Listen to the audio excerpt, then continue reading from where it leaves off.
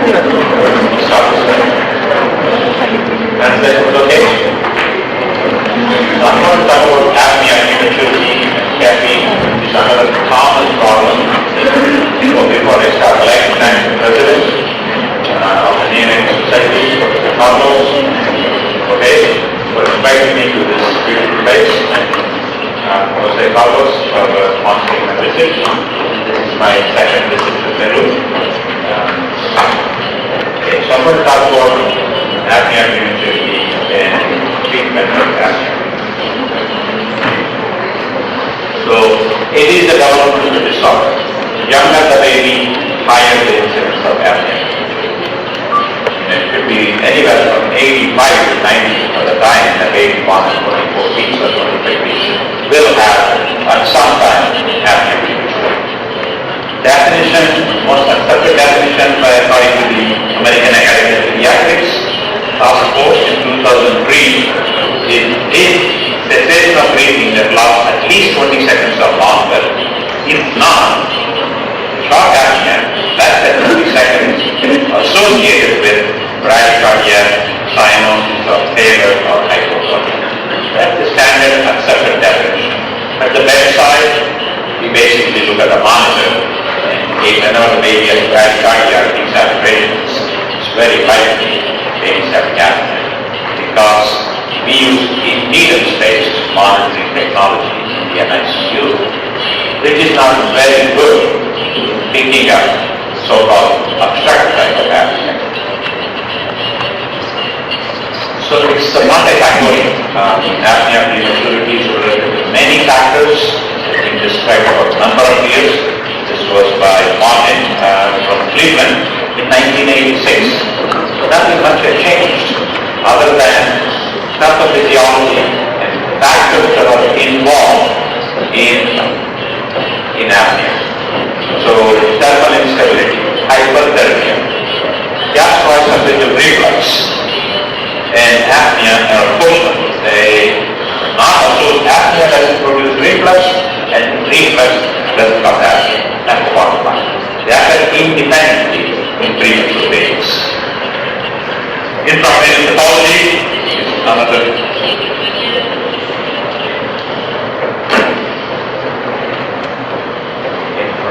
point of this. Hypoxemia, either because of apnea or hypoxia itself.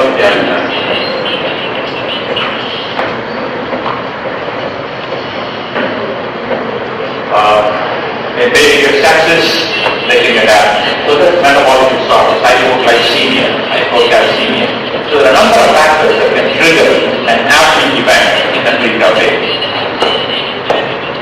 There are three major types of apnea that I want you to remember. Central apnea, where the central respiratory drive is reduced. There is a respiratory center in the medulla that fires. And that signals if it is not firing at a constant rate, it is called breathing. That's central apnea. Here is the tracing where the volume is very low and the baby starts to resaturate. About 10 to 20% of the more pure central apnea. Obstructive apnea is babies get stopped off with central apnea, become hypoxic, lose control of the upper airway, collapse the upper airway, become obstructive.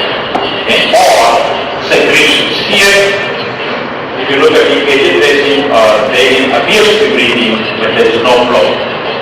That's classical obstructive apnea. That happens nearly half of the time. Third is mixed apnea, central component followed by obstruction. So that's called mixed apnea. In the literature, that's what people report. About 10 to 20% central apnea, half the time it's obstructive apnea, the remaining 30 or 40% mixed apnea. So we published many years ago, 2001, the largest study on home monitoring. What happens to babies after they go home? How often they have apnea? This is being defined. Conventional event of conventional apnea is any apnea that's longer than 20 seconds. Extreme events, or two babies at home have apnea.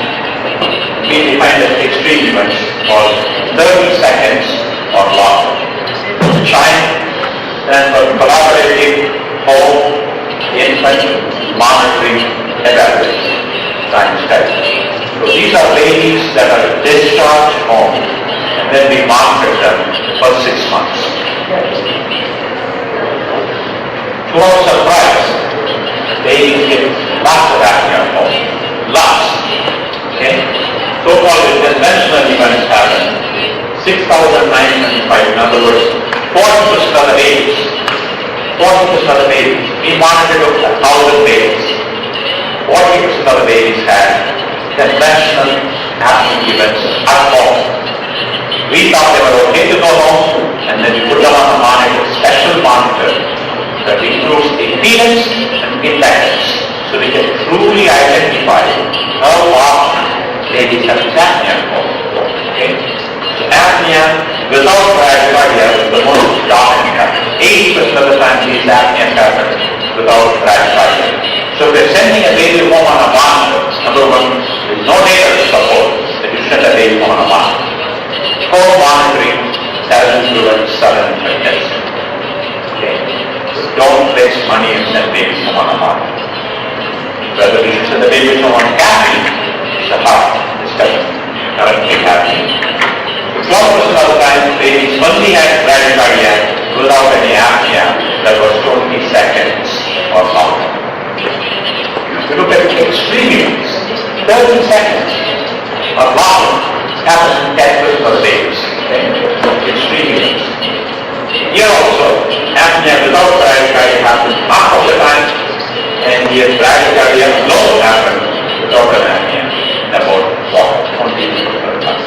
So both conventional apnea, extreme types of apnea do happen in babies, after treat-up babies, after they go home. We had different groups of babies. We had healthy term babies that are controlled. Here, healthy term, the white line here.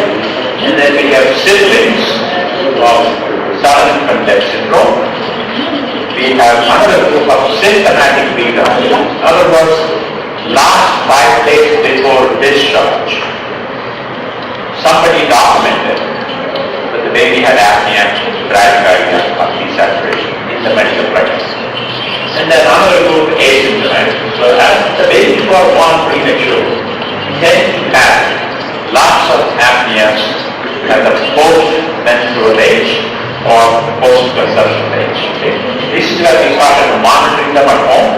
You can see by the time they get to 40 weeks, 42 weeks, post-menstrual age, they are similar to your healthy full-term baby. They are very low rate. They continue to have here and there up to 52 to 60 weeks post-40-term age.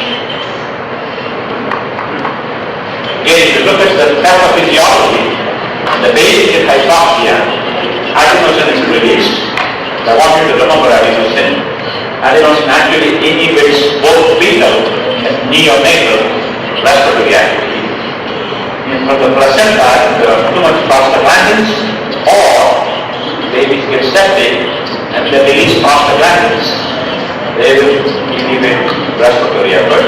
That's why when you give prostaglandin, you keep the ductus open in the baby with congenital heart disease. One side effect is apnea. When the babies spend a lot of time on non-REM sleep, then they also will have apnea. And then hyperthermia, the baby is too hot, that can also produce apnea. Another problem for babies is they don't care about hyperthermia. When the CO2 goes up, this is in a newborn baby without apnea, or control baby without apnea. As the PCOD increases, minute volume increases, or minute ventilation increases. So when the CO2 increases in the blood, baby increases the respiratory blood. Babies that have apnea, actually they don't increase to the same extent like a baby that doesn't have apnea. So CO2 response is blunt in preterm babies who have a tendency to get apnea. They don't respond well by increasing the respiratory rate or depth of respiration when the CO2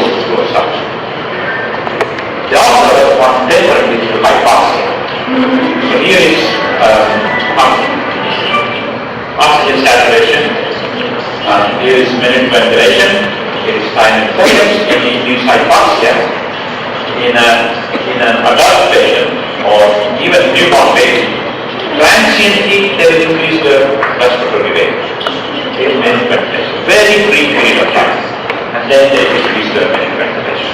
There were 5 phases to response to hypoxia.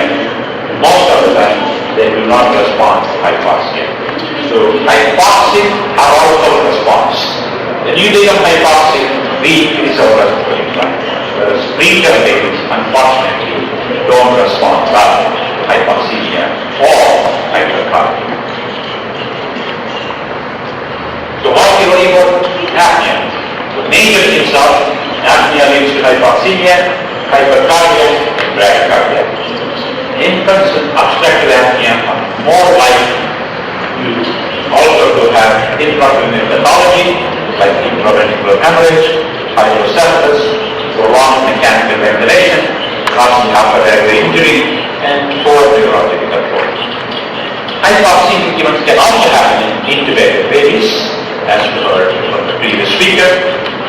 These are sudden spontaneous movements, active abdominal constriction, active exhalation, loss of functional residual capacity, or some of the mechanisms by which even intubated babies can get apnea desaturation episodes.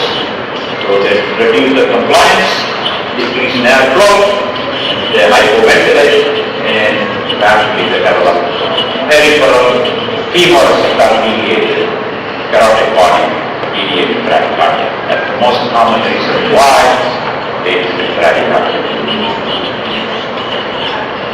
Should we worry about this? Yes. This is the following study we published in 2004, looking at cardiovascular events, that is apnea and bradycardia at home, and 1 year neurotolerant outcome. So here is the baby, full-term baby. Here is the preterm baby. So if the baby has 5 happening events, the mental developmental index, MDI, is actually 5 points lower. Okay? So this is 1 to 4 in a preterm baby. This is baby evaluation of the mental development index goes down. In 5 or more, it's significantly lower. Both is our babies and in preterm babies. So repeated episodes of apnea bradycardia desaturation leads to abnormal neurodevelopmental outcome. Another study published in 2010 by Richard Martin's group, Journal of Pediatrics, they looked at, this is a complex calculation model they used, estimate the desaturation episode from actual data of babies, and then looked at babies that have laser for retinopathy of prematurity. Let's see, the baby that had more desaturation episodes for each week, then they ended up getting severe ROP and laser treatment for retinopathy of prematurity. So repeated episodes of hypoxia or desaturation, it is like ischemia recurrent. We end up with more advanced stages of retinopathy of prematurity. So what can you do? Treat. For years, they've been using CPAP, continuous positive airway pressure, because one of the mechanisms is upper airway obstruction, right? NIPP, another mode of support. In terms of drugs, theophylline or Ramanathan has been used for a number of years, and Cafeína has also been used. So I'll talk about it soon. Doxapan, very short half-life, lot of side effects, therefore it is not commonly used. And in the past, a baby with anemia who has apnea, you transfuse, the older study showed no difference. The recent paper that actually looked at transfusion decreases apnea. So if you have baby that's severely anemic and having apneas or bradycardia or desaturation, may consider blood transfusion. So let's look at nasal CPAP. How does it work? It decreases upper airway resistance, stabilizes chest wall, decreases so-called inhibitory reflexes that improves oxygenation by maintaining better FRC, functional respiratory factor. However, here is the data. Again, it's a very old data, 1975. John Cassidy published a study. You can see that this is apnea episodes over a 12-hour shift. After this is before CPAP, this is after CPAP. Except is today, everybody has gone well to CPAP. In another study in 1985, 10 years later, this is central apnea, this is obstructive apnea, this is mixed apnea. In central apnea, CPAP doesn't do anything. This is CPAP on, off CPAP, again back on CPAP. No difference. But if you look at obstructive apnea, mixed apnea, CPAP goes very low. You can see that when the CPAP is on, there's very low incidence of apnea, and they use 4 centimeters, and when it's turned on, they start to have more apnea episodes, again same thing. So if there is an obstructive component, if a mixed or obstructive type of apnea, CPAP will work, not all the time. So now, pharmacological treatment is caffeine. How does it work? It is a passive alkaloid, acts mainly as a stimulant in the central respiratory system. It increases the central respiratory drive on the inspiratory group of neurons. Again, if you look at the structure of caffeine, it's very similar to adenosine. So, and remember, adenosine levels go up, inhibits baby's respiratory effort. So caffeine acts as an antagonist for adenosine. It antagonizes the effect of adenosine, increases the activity of the neurotransmitters, including acetylcholine, epinephrine, serotonin, dopamine, cortisol. Caffeine has multiple other effects. The primary effect is acting as an adenosine receptor antagonist. So in higher doses actually inhibits neurotransmission. It is water-soluble, liquid-soluble, therefore it gets across the cell membrane very easily. In the brain, acts as a competitive inhibitor of adenosine. So to summarize the effects of caffeine, there are a number of adenosine receptor subtypes, A1, A2, A3, A4. Caffeine works mainly on A1, A2 adenosine receptor subtypes, increases minute ventilation, increases sensitivity to PCO2. Remember, babies, preterm babies don't respond to CO2 increase. If they have caffeine in their system, they respond to increase in CO2. Decreases the hypoxic ventilation depression, increases diaphragmatic contractility.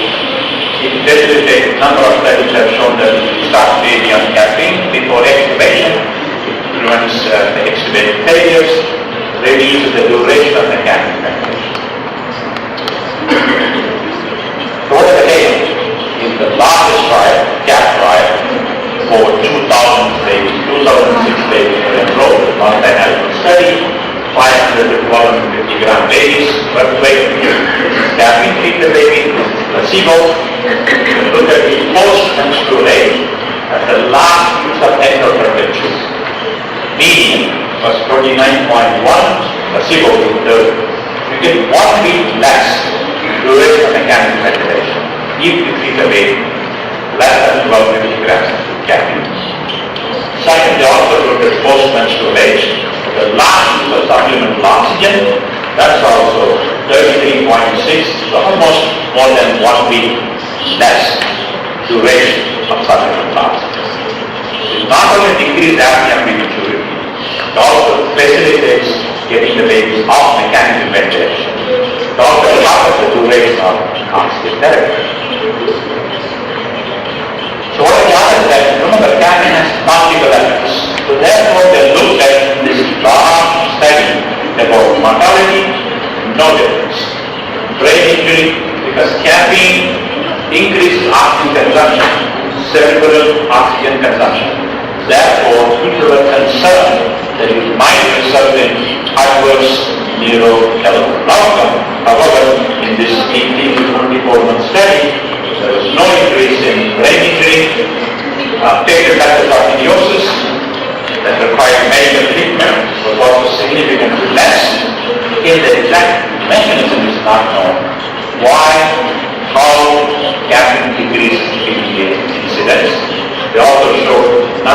only that require PEA ligation, but also significantly lower in babies treated with caffeine.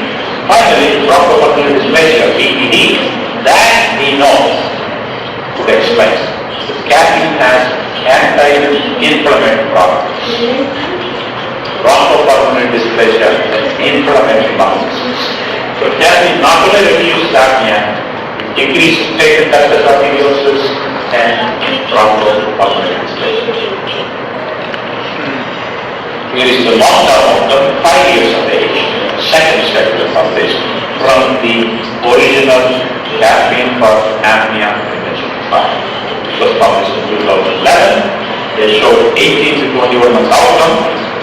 Caffeine with death or disability was significantly low, 40% versus 46%. So more days survive. Cerebral palsy, that's cerebral palsy, 4.4 versus 7.3. They looked at the 5-year outcome, death or disability was not statistically significant anymore, but the confidence interval touches 1, p-value 0.09. Gross motor function classification again went towards less. So they concluded caffeine improves survival without increasing neurodevelopmental impact. Again, another study published from Australia, some group of babies, where they looked at developmental coordination disorder of DCD at 5 years of age in about half of the babies, 1,433 babies, and they show that there are important additional benefits of neonatal caffeine therapy in terms of neurological outcome. This is caffeine group, this is placebo, 11.3 versus 15.2. Rates of development coordinated disorders, basically motor function. So, summarizing other benefits of caffeine, another study published this year in August 2014, American Journal of Clinical Care Medicine. So, caffeine treatment improves measures of auditory processing, which is associated with improved neurodevelopment outcome. Therapeutic neonatal caffeine administration has no long-term effects on sleep quality. If you take coffee or espresso, you don't go to sleep, right? So there was a concern in daily sleep architecture changes at a later age. They show no long-term effect on sleep quality or quantity or any pathological conditions during sleep in these preterm babies treated with caffeine.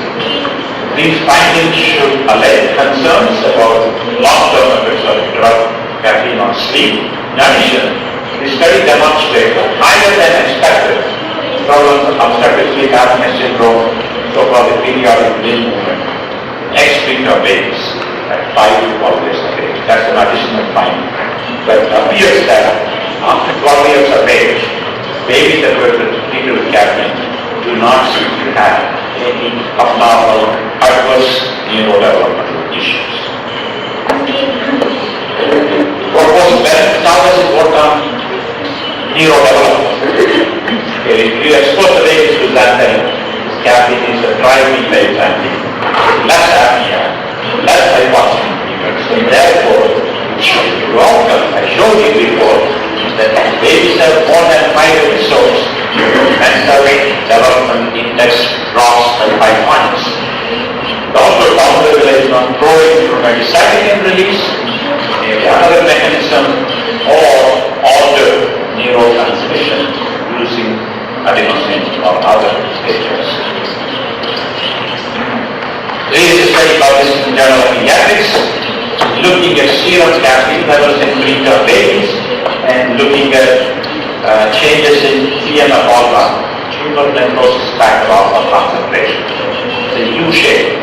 If we have too low caffeine levels or too high caffeine levels, we tend to have more.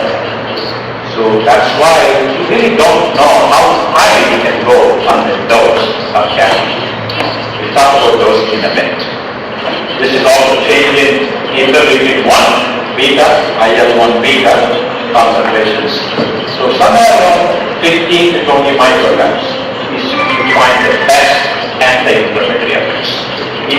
serum levels of caffeine are higher, these cytokine levels go high.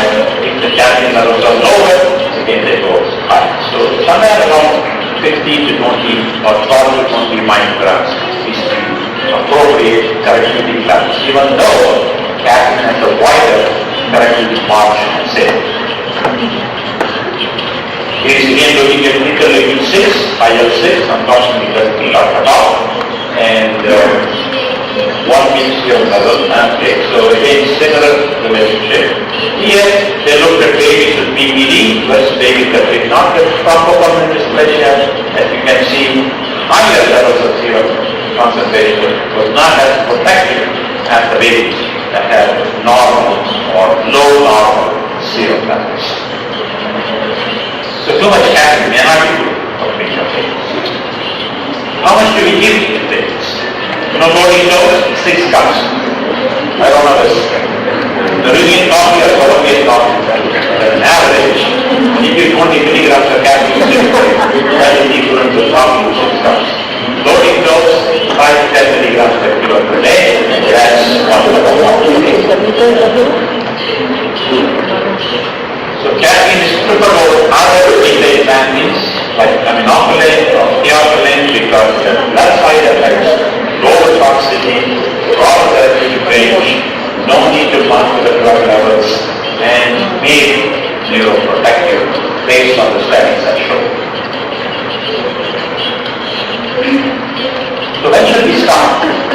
Wait until the baby gets extubated or wait until the baby gets apnea? The answer is early, almost prophylactic therapy. Most centers in the United States, 70% of the ICUs, use prophylactically on day 1. They stop caffeine in babies less than 12 milligrams. Here's a study published last year. They looked at early treatment less than 3 days of age versus late treatment starting after 3 days of age in babies less than 1500 grams. They looked at the death of BPD, basic bacteriosis, during the mechanical ventilation. All of them failed. So less death of BPD, less basic bacteriosis, less duration of mechanical ventilation. Babies with caffeine first 3 days. Now it's that we started by the age. It's a very unique use, the baby is less than 450 grams. We start getting on the base, whether they're intubated or not. What about cost? These are expensive. There are only 3 drugs in neonatology that has been studied for cost effectiveness. Surfactant, ethyl nitric oxide, caffeine. There's really extensive pharmacoeconomic study published in pediatrics. Anybody that's worried about costs of caffeine should read this study. Okay? This is based on Canadian dollars. It shows that the total cost of the caffeine group is $124,000. In the placebo group, $135. Okay? So that's me. The range, we may say $9,000 on an average, or the change would be, the savings would be $3,300 to $14,749 per day. Why? The analysis, pharmacoeconomic analysis, they found mainly babies that are on caffeine are less days on mechanical ventilation. I already showed you on the CAP trial that 1 week less mechanical ventilation. The extubated 1 week soon stayed on mechanical ventilation. This is the most expensive treatment we do in the NICU. The babies are intubated or on oxygen, all that PDA surgery is going to cost. So they looked at all these variables, hospital costs. These are actual dollars that are paid by the insurance company, not charged. It's a very good study to treat this patient. Okay? Clearly, it is cost effective in the long term, therapy or therapy. I'd like to thank you for your